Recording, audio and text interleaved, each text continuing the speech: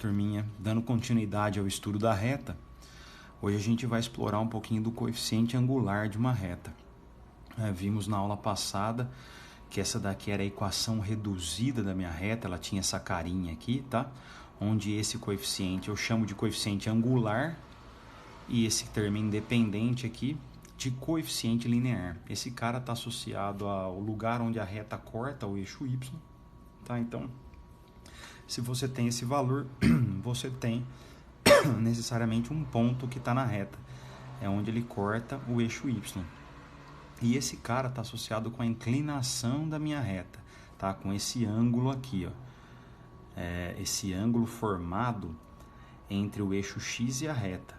Então, na verdade, esse carinha aqui é a tangente trigonométrica do menor ângulo formado entre o eixo x e a reta que você está estudando. Ah, Thiago, mas não está sendo formada entre a reta e o eixo x. Tem um segmento aí, né, que é um lado de um triângulo que você construiu, mas veja, esse segmento é paralelo ao meu eixo x.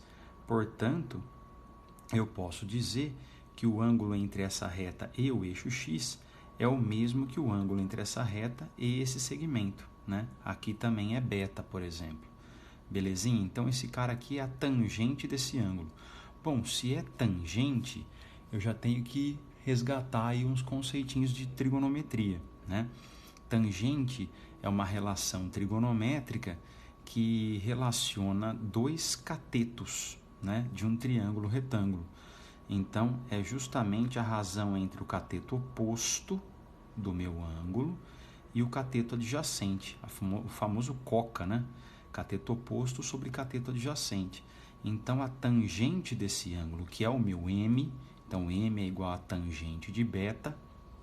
Então, nesse triângulo aqui que eu construí ABC, a minha tangente é o cateto oposto, né, que é esse lado aqui, sobre o cateto adjacente, que é esse tamanho aqui. Então, YB menos YA. Veja, aqui são as coordenadas y do ponto B, é esse tamanhão. Subtrai a coordenada y do ponto A, que é esse tamanho aqui, sobra esse pedacinho. E se eu pegar a coordenada x do ponto B e subtrair a coordenada x do ponto A, eu tenho esse tamanho, esse cateto aqui. Por isso que fica assim. Beleza? Então, o m, que é o meu coeficiente angular, que é o nosso objeto de estudo dessa aula, é a razão entre cateto oposto e cateto adjacente, ou seja, ele relaciona aqui coordenadas de dois pontos, tá? Então, aqui eu deixei aqui a definição do que vem a ser inclinação da reta, né? Então, esse beta é o menor ângulo formado entre a reta e o eixo x, orientado sempre no sentido anti-horário, beleza? Fechou, turminha. Agora vamos fazer um exercício onde eu vou determinar a equação geral e reduzida da reta, agora não mais com dois pontos, mas sim com um coeficiente angular e um ponto, beleza? Então vamos lá, turminha. Um exemplo para fixar as ideias aí, os conceitos. Então aqui eu tenho uma reta e eu quero determinar a equação geral e reduzida da reta, cujo coeficiente angular m é igual a menos 3/4. Então, ele me deu a tangente da inclinação da minha reta, tangente trigonométrica, ou seja, a tangente desse ângulo. E me deu um ponto, né?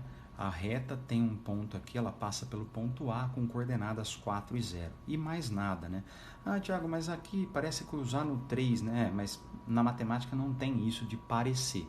A gente tem que concluir, chegar nesse resultado, então não dá para contar com isso daí, beleza? Vamos usar só esses elementos aqui que nos foi dado. Então, essa relaçãozinha aqui a gente acabou de obter, né? Onde eu construí através dos catetos do meu triângulo lá, construído. Veja que lá eu coloquei y do B menos y do A, x do B menos x do A. Aqui, como eu não tenho um outro ponto, só tenho um ponto e o coeficiente angular, eu deixo y e x, beleza? Então, eu coloco, substituo só um e o outro fica y e x. Esses caras aqui vão me ajudar a construir a equação. Vamos nessa, vamos substituir aqui. O meu m é menos 3/4, isso é igual a y menos 0, que é o y do ponto A, e o x menos 4, que é o x do meu ponto A. Então, eu substituí aqui as coordenadas do ponto A. 0, que é o y, e 4, que é o x. Beleza? Multiplicando cruzado aqui, fica o x menos 4 passa para lá e o 4 passa para cá. Então, menos 3 multiplica o x menos 4. Toma cuidado aqui para não multiplicar só um cara. Pode ver que eu coloquei parênteses aqui. Isso é importante, ter esse cuidado. E aqui y menos 0 fica y. Então, fica 4 vezes y. E aqui, distributiva, chuveirinho. Menos 3 vezes x, menos 3x. Menos 3 vezes menos 4, mais 12. Beleza? Agora, o que eu faço? Tiago, isso aqui está parecendo já a equação reduzida. Sim, só que eu tenho que isolar o y completamente. Então, pego esse 4 e passo dividindo todo mundo. Tanto o menos 3 quanto o 12. Como que fica, então?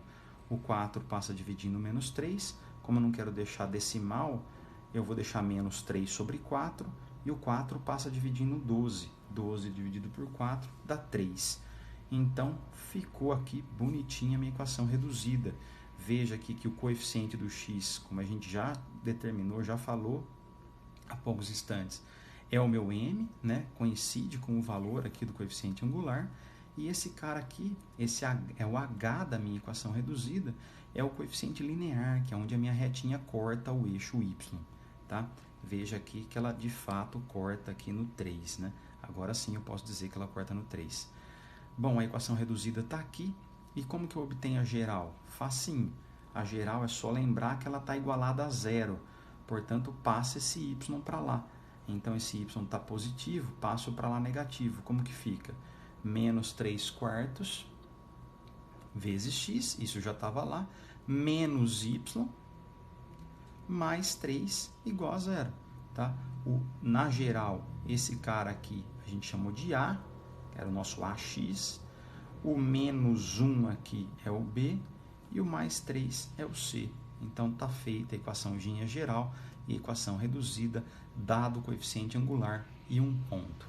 Valeu, turminha. Até a próxima aí.